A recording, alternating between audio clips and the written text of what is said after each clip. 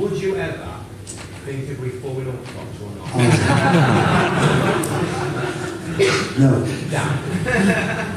I think you prophesised a lot of what you're talking about in Ultravox, because like in certain tracks you talk about the audience finding yourself on stage, so I think you prophesised a lot of things in your way that you wrote songs. Well, looking back on it now, that's what I think. Alright, thank you. You prophesised a lot of things. Thanks. Can we, but I want to include Ian. No, it's okay. It's more important than me. So, any questions that concern Ian as well, so forgive me for that, but I have to do that. I want to do that. Because I think... Yeah, there's someone in the back there. Me? Yes. Just that last point where you were saying about the thing about the individualism and another sort of slightly more predestined idea, but you earlier on were talking about the hive notion, and of course you can't. These are actually individual, but they're coming and going. There's a flux of them. They're dying. The hive persists. It doesn't require identical individuals, replicants, as it were, for the hive to continue to have the sort of generic world we have. And I wonder if that kind of sidesteps the dilemma of individualism versus this succession idea. Because I think it's quite an interesting idea. Yeah, I think so too. I think that's right. It's. I mean, as we're trapped within being individuals, and we're trying to kind of argue a case against ourselves to dissolve ourselves and demolish ourselves into this sort of greater entity, which would make it interesting to carry on working. Because I think, you've obviously had considerable shifts and changes in your career and reinvented yourself, but in your own metaphor, the suit sort of goes on, and different people can be inserted into it. And the interesting thing that you spoke about, which goes something with the idea of the hive, is that the suit confers invisibility, that you can escape from, and you were speaking about the sort of fear of replicant versions of yourself going out. Maybe it was necessary to invent this idea of the suit, even to find you found the actual suit. Did you recognise it when you? Was it a kind of moment of? It was a moment of recognition. Yeah, I thought this is great. I just suddenly realised that he was a passport of a kind. It's like why did you become invisible when you were in this suit? The problem with being a rock and roller, or whatever I was. Did you have a specific kind of uniform that you wore? Yes, you're all about, the whole business is about attracting attention to yourself. And that disables you from certain kinds of observation and activity.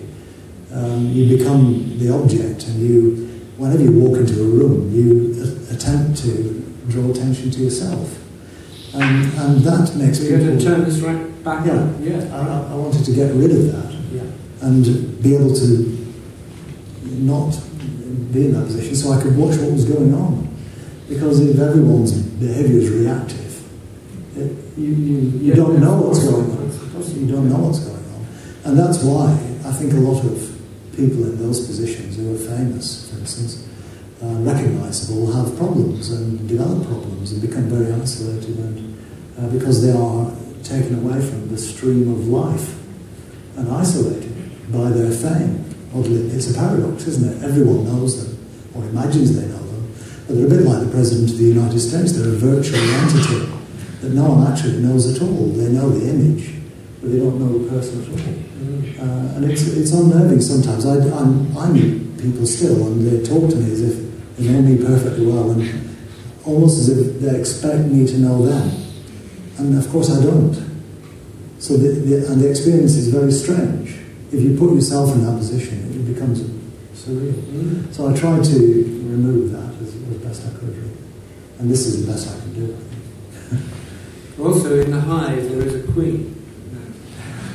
And in London, it's tricky. What is this sort of entity that's at the centre of it? And it is some kind of spirit of the city itself, which you can never quite identify, or even give a location to. Yes. People argue over that. Yes.